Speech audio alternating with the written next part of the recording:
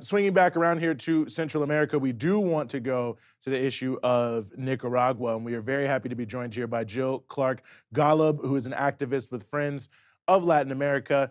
Jill, thank you so much for being with us here on the Freedom Side. Thank you so much for having me, Eugene and Rania. Well, the pleasure is all ours, and I think that many people, I think, in the United States probably are not paying any attention at all to what's happening in Nicaragua, unfortunately. So maybe just give us some context about the upcoming elections that are happening in Nicaragua and maybe the general relationship between the United States and the Nicaraguan government. Well, ever since the Sandinistas first came to power, and even before then, the United States has been an enemy of them. I'm talking about 1979, when a popular revolution in Nicaragua overthrew the Somoza dictatorship that the U.S. had been propping up for 45 years. And as people may remember, throughout the 1980s, the Reagan administration and then the first Bush administration trained, funded, and basically directed the Contra War against the people of Nicaragua, which led the Nicaraguan people to vote out the FSLN in 1990, despite all the progress that had been made over those previous 10, 11 years. And then they experienced 16 years of the kind of government the U.S. wanted. And in 2000, the end of 2006 and 2007, the Nicaraguan people voted back in the FSLN government, the Sandinista party, and they've been in power for 14 and a half years now and made great progress. But even before Daniel Ortega got reelected in 2006, the U.S. and the parties that are favorable to the U.S., or not all of them, some of them have been calling Daniel Ortega a dictator. And there's been a lot of hostility, and it's really coming to a crescendo now with the election that's going to take place on November 7th.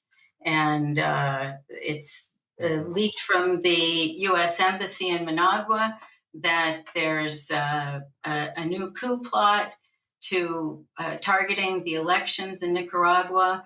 And it seems like the main tactic is that because it seems so apparent that the FSLN will win again easily, they're running 2-to-1 support for the FSLN compared to the opposition, that the tactic is to delegitimize those elections. And that's what we see happening right now. Well, I appreciate that context. And tell us about these new sanctions that the United States is potentially placing on Nicaragua, which I think also sort of comes in train with quite a bit of long existing destabilization efforts. Yes, right. So now Nicaragua, or the U.S. plans against the Nicaraguan government have gone to the economic warfare stage. And there were initially sanctions implemented at the end of 2018 called the NICA Act, which said that the United States had to veto any projects or loans for Nicaragua from the multilateral development institutions. And in fact, Nicaragua didn't get any aid from the World Bank or the IDB, any new aid during all of 2019, and nothing till the end of 2020, when it became so apparent that there had to be some pandemic aid and also relief after the 2 major hurricanes that hit Nicaragua the hardest in Central America. But still, again, Nicaragua got much less than its neighbors. And so this new package put forward in Congress is targeted sanctions, which, as some of your listeners may not be aware, sanctions are actually not as nice as the American public is come to believe. Like, it's a nice alternative to warfare. In fact, sanctions cause a lot of death and suffering because people can't get access to food and medicines and other things that you need from being connected to the rest of the world. And also people believe that when sanctions are targeted, that they only hurt the bad dictators or whatever corrupt people are stealing money from the people in that country. But this package, it's really a misnomer to call it targeted, because, first of all, it targets the whole of government. And how can the Ministry of Health import supplies that they need for healthcare and medicines if the whole of government is targeted? And how can people living in the country not feel the impact of a government that's unable to provide these services and infrastructure?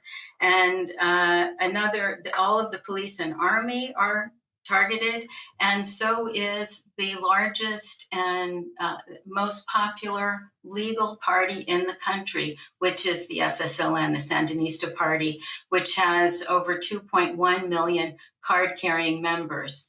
So that's in a population of 6.5 million. So it's about 1/3 of the whole population is in this party, and then their family members would be targeted as well. So the targets include over half of the Nicaraguan population. Wow. You know, one thing I also wanted to ask you about, I read a piece that you had as a little earlier this year, I believe, well, I read it in Popular Resistance, that, I mean, honestly blew my mind in terms of the amount of US, you know, I guess democracy promotion, they call it, but you might call it meddling, what would ultimately be the equivalent of billions of dollars in the US if it was proportionate to the population and the GDP. Talk about that if you could, because I mean, I certainly heard in general about this, but the scale I thought was astonishing. Yes, thank you, Eugene. Yeah, what I did in that article is I took just one source of money that we're aware of because it's publicly on the USAID website. And that's just money that USAID provided to democracy supporting, which is a code word for regime change projects in Nicaragua. So that's just one agency that's in the NED, CIA architecture, and that's publicly on the books. And that came out to over $24 per person in Nicaragua, because it was over 160 million. Now, that's not counting from the Soros Foundation and from other sources of funding.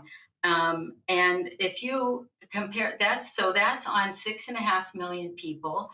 And this is in a country that, you know, although poverty has been greatly reduced, people don't have a lot of cash on hand. The GDP of the country is pretty small. And that's why Nicaragua has ranked as the second poorest in the Americas in recent years. A sad fact that's also related to this topic of sanctions is that now Venezuela, who has been one of the better off countries of the Americas, because of sanctions, Venezuela has sunk to be poorer than Nicaragua. That's just a side note. But so anyways, Nicaragua's GDP is about 12 billion, whereas the US is like 21 trillion. So if you extrapolate these amounts of money, it's like the US population at $24, I know the number was somewhere in the billions. And if you compare GDP, it's in the hundreds of billions. And can you imagine? I mean, there's no other country on the planet that would have the capacity to do this to most countries. But if you could imagine if some other country had the resources and they did that in the United States, this would certainly be felt. And this was certainly part of the inspiration for passing a law that's very much like the Foreign Agent Registration Act of the United States, which requires NGOs that receive foreign funding to report that funding, show how it was used, and refrain from using it for political purposes. And that's what Nicaragua did. And it's very ironic that the text of the Renacer Act, which I would argue is in itself a piece of information warfare, because it is so full of these unsubstantiated accusations. But one of the things that it says is, and not in so many words, that the FSLN members of the Nicaraguan legislature need to be punished because they had the gall to pass a law that doesn't allow NGOs to take money from outside the country for political activity. So I mean, apparently, the authors of this never heard of the Russiagate scandal in the United States. well, it's amazing. It's amazing because essentially Nicaragua is trying to shut down U.S. attempts to destabilize it, and this is the U.S. way of punishing them for that. But very quickly, Jill, I wanted to ask you if you could comment, because a part of this act is accusing, it goes along with all this propaganda we've been hearing over the last several months in US media that, Daniel Ortega, ahead of these elections, he's throwing opposition activists in jail. And of course, these reports provide zero context of who these people are. Did they actually commit a crime? Is that maybe why they were put in jail? And I mean, I even saw this cast. I don't know if you saw this. There was the cast of this popular teen drama that I'm sure none of you have ever heard of because you're not teenagers and you probably don't watch stupid shows. But it's called Riverdale, and the entire cast got together and made this video talking about how one of the fathers of one of the writers on the show is being held by dictator Daniel Ortega ahead of Oh my elections, and pleased to, I mean, it was all over Instagram, it was all over Twitter. The like the head of the Senate Foreign Relations Committee thanked them like in a tweet. So here you, I mean, these are like young actors and actresses who are actually pretty progressive on U.S. domestic issues. A lot of them are very, pro BLM and anti-racist. Supported the George Floyd protest. So it's just interesting to see how deep this kind of propaganda goes, where even well-intentioned, progressives in the US like don't know any better. But my question for you is, can you give some context to what we're hearing about these opposition activists being put in jail, and how is that related to the US attempted coup that nobody in America really knows about from April of 2018, which was also reported in US media as being like some sort of democratic uprising, when in fact it was quite the opposite? Yes, very quickly, Rania. What you were just saying reminds me of what a good friend and another activist and Friends of Latin America said, is that the people in the United States are the most propagandized people in the world. But that show for teenagers just really tells you how deep that it goes. But yes, very quickly, 2018, and I would just say that this is very similar to what was done in Cuba. In July of this year. Fortunately, in Cuba, there was not as much violence. It was curtailed more quickly.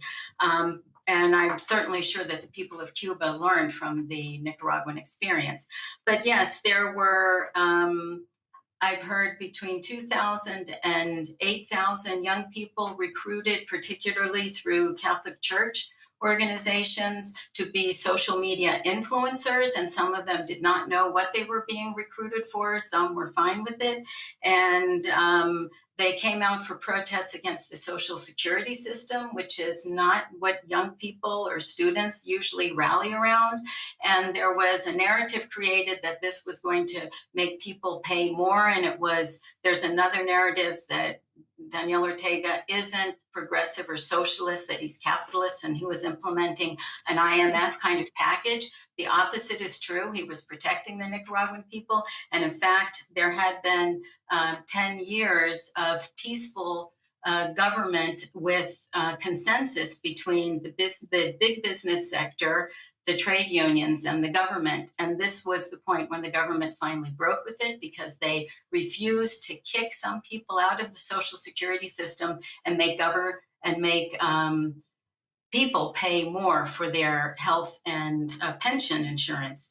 And so this was the response of the business sector and other people who were probably in cahoots with the United States to put out this false narrative, to send people into the streets, and then start saying that the police was killing people. The Nicaraguan, there was a national dialogue. The opposition at that dialogue said that demanded for the police to stay in their barracks and also for the president to step down immediately. So it quickly changed from a narrative of Social Security reform to you have to leave now. And just to make a long story short, the police actually were sent back to their barracks, and the Nicaraguan people were able to see who was really perpetrating the violence. And there were roadblocks that basically brought the economy to a standstill. But thanks to Nicaragua's small producers food movement, people did not go hungry, which is, I'm sure, what the people who invented these roadblocks hoped would happen. But the narrative that was spun, and this is also very much part of this foreign funding, and the Gray Zone has some excellent articles to help you follow this. But there are, while they talk about no press freedom and no freedom of speech, there is a big network of opposition media outlets in Nicaragua, more than there are pro-government ones. And many of them have been funded and cultivated, created by the United States. Those, in turn, are picked up by The Guardian, by the BBC, Washington Post, New York Times, Reuters, and echoed throughout the world. And that is how we have the world of post-truth and operation in Nicaragua. And what you were saying about the LGBT thing, that's another thing. These identity politics are also turned on their head. Friends of Latin America went on a delegation to Nicaragua in January of 2020. We stayed with a beautiful peasant women's community for part of our stay. We learned about the progress that they are making in changing a culture, traditional Latin culture of machismo, into more equal relations. By the way, Nicaragua ranks number 5 in the world for gender equality, according to different measures. And we learned about how they're making inroads into more acceptance of LGBT and all. This is not a part of Nicaraguan culture. The Nicaraguan culture is not where the United States is on these things, but they're making great progress. And they have the support of their government in doing so. Well, no, thank you, Jill, for that. And quick shout out to our friend Ben Norton, who I know is on the ground there and doing a lot of that reporting for the Gray Zone. But, one thing I also want to ask you that I think is very relevant about this, and you already spoke to it in your earlier comments, is that the Sandinistas are quite popular, and they almost certainly, I don't think there's anyone anywhere who doesn't believe that they are not going to win handily. Talk a little bit about the policies of the Nicaraguan government and why people are generally so supportive of the process there. Well, I'm just looking at some statistics. They've reduced maternal mortality, infant mortality, and malnutrition by about 2/3 for all of those categories. And they were one of the first to reach all of the Millennium Development Goals and exceed them. They have achieved 90% food sovereignty. That is to say, they grow 90% of the food that they consume, and they have a very strong peasant movement that's part of La Via Campesina and is building food sovereignty, which means you give land and you don't let agribusiness run the food system in your country, and that's really thriving. They have given autonomy and land and self-government to the indigenous and Afro-descendant people of the Caribbean coast region, part of the country. That's about 1/3 of the country's territory. And this autonomy was granted in 1987 with the new constitution. It stagnated during the 16 years of neoliberal government, but now it is thriving, and there are different levels of government. They have their own universities. They have instruction in their native languages, and also people have been given electricity and running water and health services. 21 hospitals have been built since this government came in office 14 years ago. And just really quickly, they've increased the number of doctors by over 100%. They've increased healthcare spending. They've had very good results with the COVID-19 pandemic so far. And actually, somebody was just sharing some statistics today. Nicaraguan women have the highest health and survival rate in the world, the highest education rate in the world.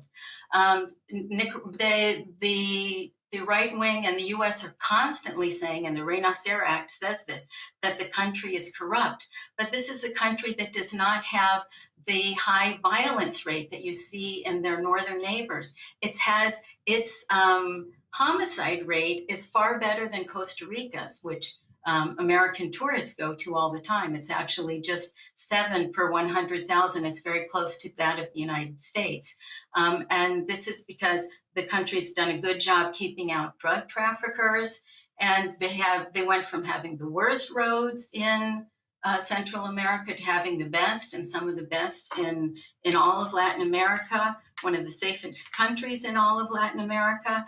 And so these accusations of corruption, to me, they ring really hollow, not only because the US's closest allies are the narco governments of Honduras and Colombia, but also because you can see what the money is being spent on in Nicaragua. You see these beautiful highways, you see these beautiful hospitals, you see schools, you see kids who have school uniforms. They're given school uniforms and backpacks. And as somebody who was just in Nicaragua recently told me, I can't believe that it costs, just like less than $1 or 50 cents, I don't know what the exact exchange rate would be, to ride a bus. The bus is heavily subsidized. So all of these things have made life much easier. And it's for the rich. No, maybe these sanctions and being at odds with the United States don't make life as easy for them. But for the majority of Nicaraguans, it's made a huge improvement in their lives. I mean, it's an amazing standout in Central America where there's, so many tragic scenes we see all the time. Honduras, Guatemala, El Salvador. I mean, Rania mentioned this earlier. I mean, Nicaragua seems to be essentially the only country where tens of thousands of people aren't fleeing en masse. It seems, month on month, basically, to come to the United States. And it just... Obviously, I'm not that surprised the US government isn't giving them credit and aid and help and other things like that. But it still seems outrageous to me, Jill, that there is such a double standard where, if you're Mr. Giamatti in Guatemala, you can just do whatever you want to do. You can sanction genocide by dismissing the judges who are investigating it, and no one's going to do anything. Kamala Harris will fly there and meet with you and give you money. But Nicaragua, it's like the exact opposite. I mean, the hypocrisy there is just huge. Yes, I agree with you. Well, let me just ask you this. I don't know. I mean, you never know. Does it feel almost like a fait accompli that the U.S. will be able to get some of these sanctions in on Nicaragua? Is there a struggle going on and that perhaps people can or should engage in that could push this back? Yes, I very much would like to encourage people to go to the website of the Alliance for Global Justice, and you can also follow Friends of Latin America on Twitter and our website. But afgj.org, you can look for an action item. So what's happened with the Renacer Act is that unfortunately it did pass the Senate. A version of it that would need to be reconciled with the House.